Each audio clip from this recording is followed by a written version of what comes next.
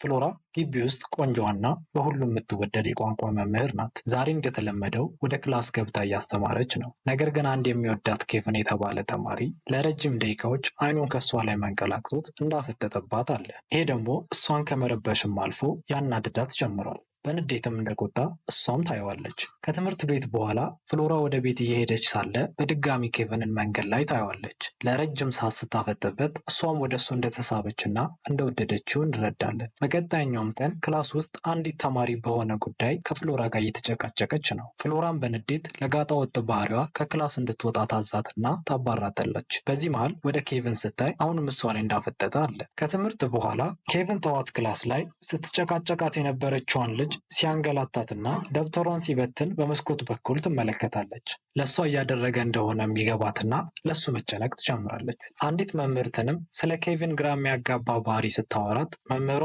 ለትምህርት ቤቱ አዲስ ስለሆነ ነው፣ ከተማሪዎች ጋር እየተግባባ ሲሄድ ባህሪው ይስተካከላል ትላታለች። አሁን ፍሎራ ማንም ወደ ሌለበት ክፍል ወስደው ምንድነው ችግር ምንድነው የሆንከው ብላ ስትጠይቀው አይ ምንም አልሆንኩም ሁሉም ሰላም ነው ይላትና አንቺ ከኔ ምንድነው የምትፈልጊው ብሎ አዙሮ ይጠይቃታል። ግራ የገባት ፍሎራም ለትምህርት ቤቱ አዲስ ስለሆንክ በምትፈልገው ሁሉ ልረዳክ ዝግጁ ነኝ ስትለው ኬቨን አይ ሁሉም ነገር ሰላም ነው ምንም አይነት እርዳታ አልፈልግም አንቺ ግን ምንድነው ከኔ የምትፈልጊው ብሎ በድጋሚ ይጠይቃታል። ፍሎራም ተናዳ ከክፍሉ ትወጣለች። ከክላስ በኋላም ስትወጣ የኬቨንን ቦርሳ ክላስ ውስጥ ታየዋለች። ቦርሳውንም ከፍታ ውስጡ ያለውን ልብስ በማውጣት ጠረኑን ታሸተዋለች። ሰውም የመጣ መስሏት ዙሪያዋን ስታይ ማንም አልነበረም ነበር። ፍሎራ ወደ መታጠቢያው ስትገባ ኬቨን ውስጥ ሆኖ እየተጠባበቃት ነበር። ወደ እሷ ተጠግቶ መነካካትና አንገቷን መሳም ሲጀምር መጀመሪያ ልታስቆመው አልፈለገችም ነበር። ነገር ግን ተማሪው እንደሆነ ትዝ ይላትና ታስቆመዋለች። በቀጣኛው ቀን እንደተለመደው ክላስ ውስጥ ኬቨን ለረጅም ሰዓት ያፈጥባታል። እሷን በቁጣ ልታስቆመው ብትሞክርም ምንም ሳይመስለው ማፍጠጡን ይቀጥላል። ምሳ ሰዓት ላይ ከክላስ በኋላ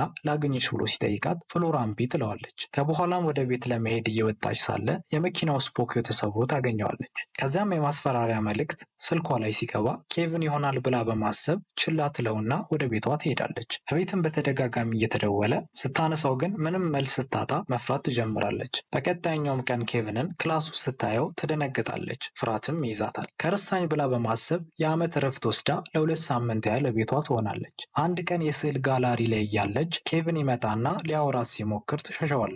ተከትሏትም ሲሄድ ሊፍት ውስጥ ይገናኙና ሁለቱም ለረጅም ደቂቃዎች ይፋጠጡና ራሷን ማስቆም ያልቻለችው ፍሎራ የሚያደርጋትን እንዲያደርግ ትፈቅድለታለች። ባደረገችው ነገር የተጸጸተችው ፍሎራ ትዳሯንና ቤተሰቧን ከመበተኗ በፊት ኬቨንን ከትምህርት ቤት ለማስባረር የፈተና ወረቀት ከቢሮ ሰርቃ ኬቨን ኮት ውስጥ አስገባዋለች። ይህን ያደረገችው ኬቨን ትምህርት ቤት ውስጥ የሚቆይ ከሆነ በድጋሚ ይህ ነገር መፈጠሩ እንደማይቀርና የእሱ አጠገቧ መሆን ደግሞ ሰላም እያሳጣት ስለነበር ነው። አሁን ኬቨን የትምህርት ቤት ፈተና በመስረቅ ይወነጀልና ፖሊሶች መጥተው ይወስዱታል። ይህን ያየችው ፍሎራም በጣም ደስ ይላታል። ነገር ግን ከጥቂት ቀናት በኋላ ኬቨን ከእስር ይለቀቅና ሆን ብሎ የፍሎራን ሴት ልጅ ወደ ቤቷ ያደርሳታል። ፍሎራም ይህን ስታውቅ በጣም በመደናገጥና በመፍራት መጥፎ ነገር ከመፈጠሩ በፊት የሆነ ነገር ለማድረግ ማሰብ ትጀምራለች። እሷን ለማግኘት ኬቨን ምንም እንደሚያደርግም ገብቷታል። ቤተሰቧንም እንዳይጎዳባት በማሰብ ለአንዴና ለመጨረሻ ጊዜ ከህይወቷ ልታስወግደው እቅድ ታወጣለች። ጠዋት ላይም ወደ ኬቨን ቤት በመሄድ የእሱን መውጣት እየተጠባበቀች ነው። ልክ በሳይክሉ ሲወጣ